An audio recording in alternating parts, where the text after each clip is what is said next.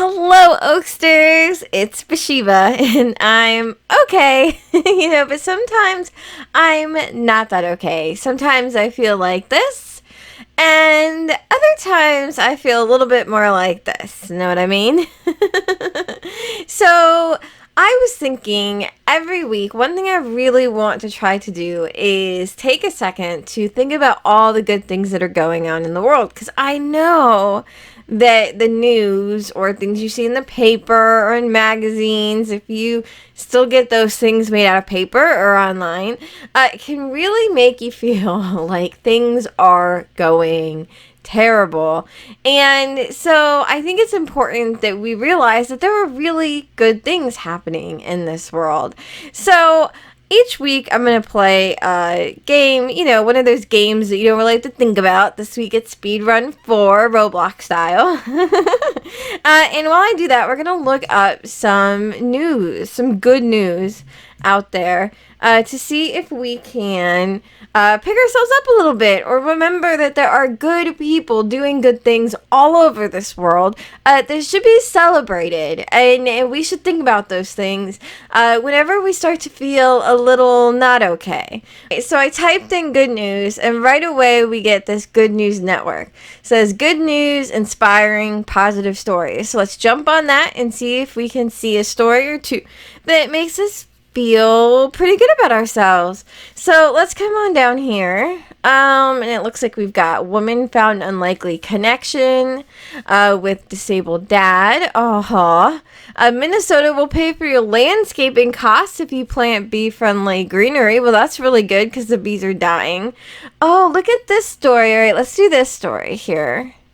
A man carries... Oh, look at that guy. Oh, look at that little doggy.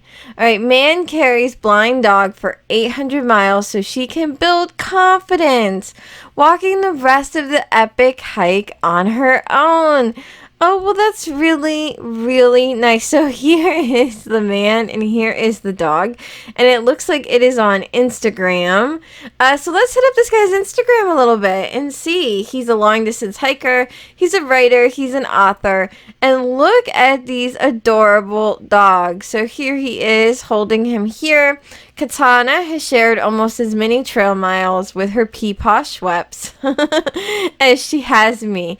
Even in the throes of tummy rubs, she can't be distracted from whatever it is someone else might be eating. Oh, she is very cute. Look at her.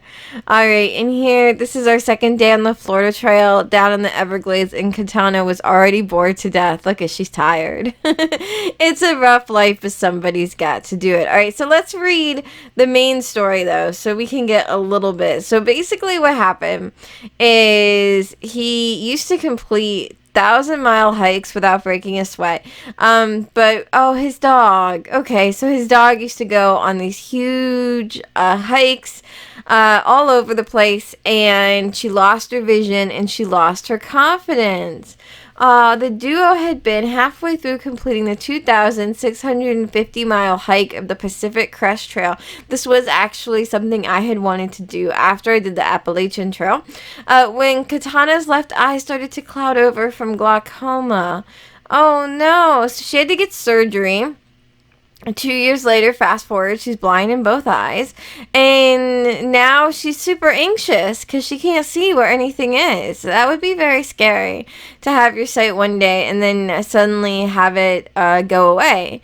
My grandmother was blind. She had sight her whole life up until she got to her 70s. She got glaucoma, and she lived to be over 100. But it was hard. I had to go over and help her cook her meals at night and stay with her each week so she could go to church. And it's a lot of adjusting. So instead of resigning the dog to retirement, he helped her regain her confidence. He takes her on this trail in the Everglades, 1,100-mile hike. And, they began their journey.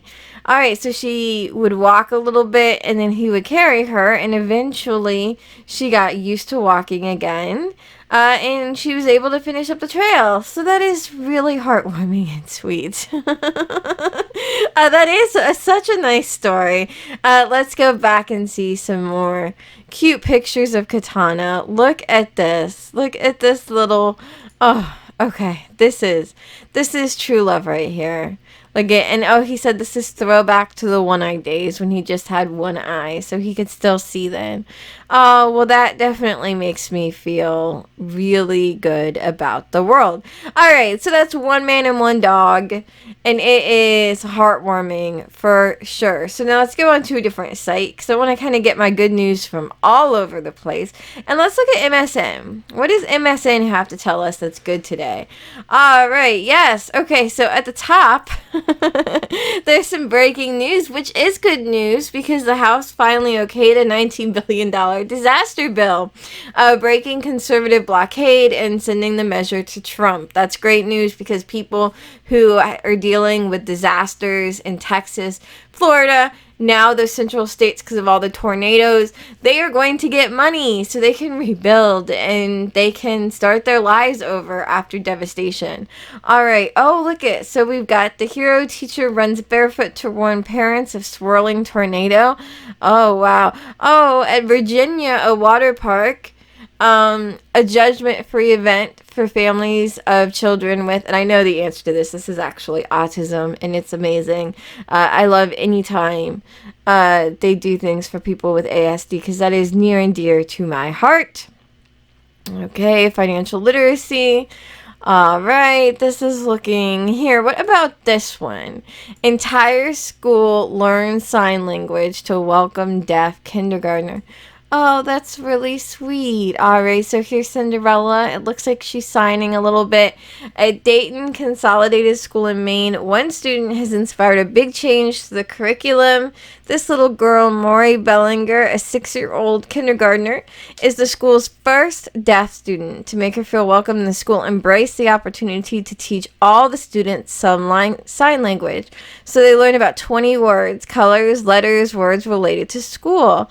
Oh, that's really sweet. You know, when there are things like that, it's really hard if you have a disability, if you grow up with a disability, if you think differently, to kind of have all of the school or the people around you going on with their lives, and you feel disconnected because maybe you don't understand them, maybe you can't hear them, or maybe you can't figure out what they're saying, even if you hear the words. It's hard to do that. So it's hard to be disabled and not feel like this distance between you. And anytime someone takes just a second out of their life to kind of bridge that gap and say, hey, you're included, even if you look different or feel different, you're included, it really can do so much for that person, to make them feel like maybe it's not that hard, maybe it will get better, maybe as they learn new skills and the other children learn new skills, they can start to become friends. So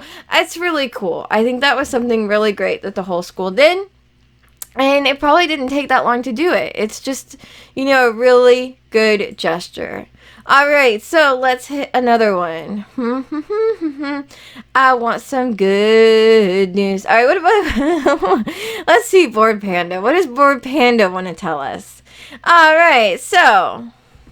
Top story on Bored Panda good news. After a new law...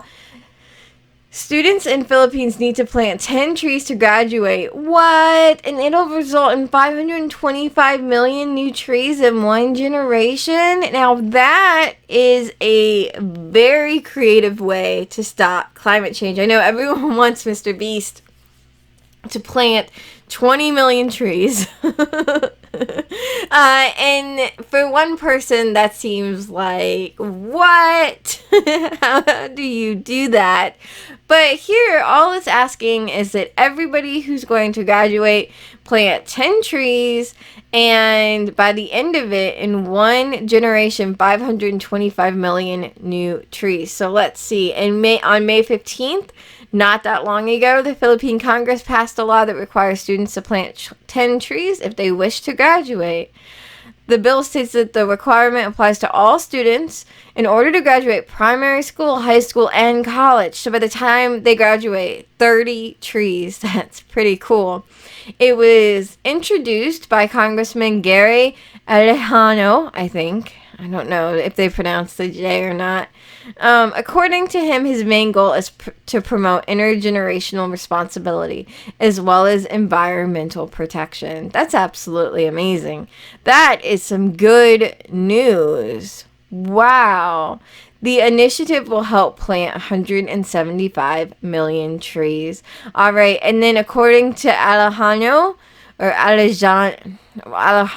just go like that. Even if only 10% of the planted trees survive, this would still result, in 525 million trees in the course of one generation. So that's assuming only 10% of the planted trees survive. Could you imagine if 50% survive? That would absolutely be insane. Wow, I'm feeling so much better already. All right, so let's look for one more news article because I want to make sure I hit all different channels. So I'm actually going to look for Fox News. Good news, Fox News. I want to make sure there is no bias on this channel. So we did CNN, Board Panda, Good News Time. Now we're going to do some Fox News. Right. Let's see what they can tell us. 97-year-old woman who finally gets to attend prom named Honorary Queen. Oh, that's really, really sweet. Let's see what else we can find. This story. This story was really sweet. All right, we're going to look at this story because this is a really feel-good story. I know a lot of people have been getting on about the American healthcare system, and I'll go over that in just a second. But there's this little boy. He has hypotonia, a condition in which a person has low muscle tone, resulting in reduced muscle strength. It makes it very hard for him to walk. It's like his muscles are super weak, right? So they didn't know if his walker would be covered with insurance. So the parents go to Home Depot. They are looking for pipes. They want to try to build something so this poor little boy can walk. And the people at Home Depot get together, put it all together for him, make it so he can take it home with him. And they all get it together. Like the staff helps him out. And they build the walker themselves, which is amazing. So this is the actual post. So today, a lady and her mother and husband came in telling us that the insurance company may or may not pay for the little boy's walker. So they went on the internet and found plans to make one out of PVC pipes. So my store manager heard about this and we went over to them, looked at their plans and said, we got this. So we started putting it together, told the family to go and enjoy ice cream and come back in an hour. Other associates started jumping in, and when the family came back, it was done. Everyone was crying to see Logan walk around with the biggest smile on his face. And when the family tried to pay us, we said, no way, this one is on us. Thanks to all and for being a blessing to this family and this little guy. All right, so that is so amazingly upbeat. I will say the little bit of controversy that was stemmed from this was the fact that why in an industrialized nation would there ever be a question that a little boy could get access to a walker that he so desperately needs to learn how to walk? And that is a good question that anyone should be asking. Obviously, all children deserve access to the health care and the equipment that's going to help them thrive. But we are not going to go down that road today because we are staying upbeat and we're going to think about awesome, happy things. I am feeling substantially better after all of this good news. Puffer seems to have gotten very far in this speed run. He worked it out, didn't he? Are you tired now, Puffer? Yeah, I think he wants to take a nap. I really enjoyed this video with you guys. I hope you like it. I'd like to keep doing it each week. And I'd love to get a little conversation down below to see what story you thought was amazing, or if you know of any other stories that you want me to feature, or anything you've done that you want me to feature. I would love to do that. Bye!